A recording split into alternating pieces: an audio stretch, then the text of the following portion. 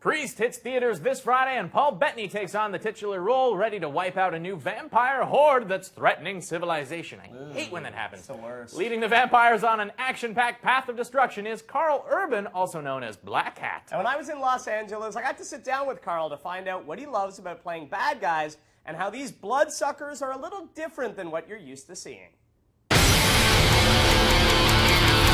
What was it like to don the black hat and play this character in Priest?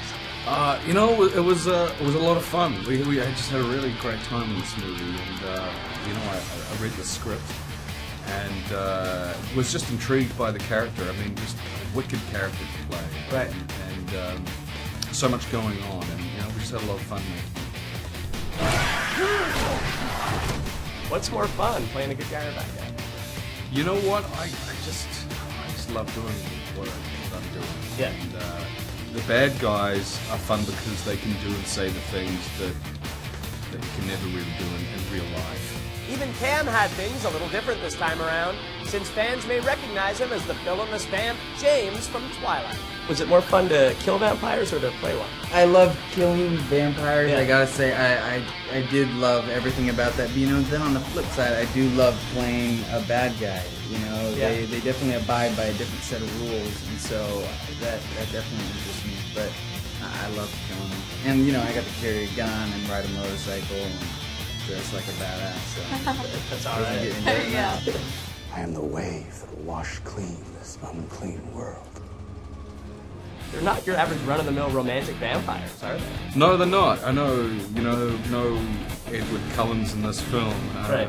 You know, the vampires in our film are creatures, you know, and I think that they took a lot of design elements from nocturnal creatures, you know, like bats and things like that, and you know, creatures that live in the dark, and I mean, that's scary. Vampires are a different species. When you are bitten by a vampire, you don't become a vampire, you become a sort of Renfield character. To become what we think of as a human vampire is a new thing, and you know, that happens during the movie. We have created these creatures, and they are terrifying, and they are not, you know, dateable. Or You don't want to kiss me. no, they're not. They're nothing that you've seen before because they're originally created, and they've got certain heightened abilities, just like the priests do. And so their fights and their actual physical fights are very interesting. But this flick has so much more that audiences are going to love. Is there something that you hope audiences take away other than being really, really scared? The threat that they're fighting is a lot more complicated than anything you've seen in other films.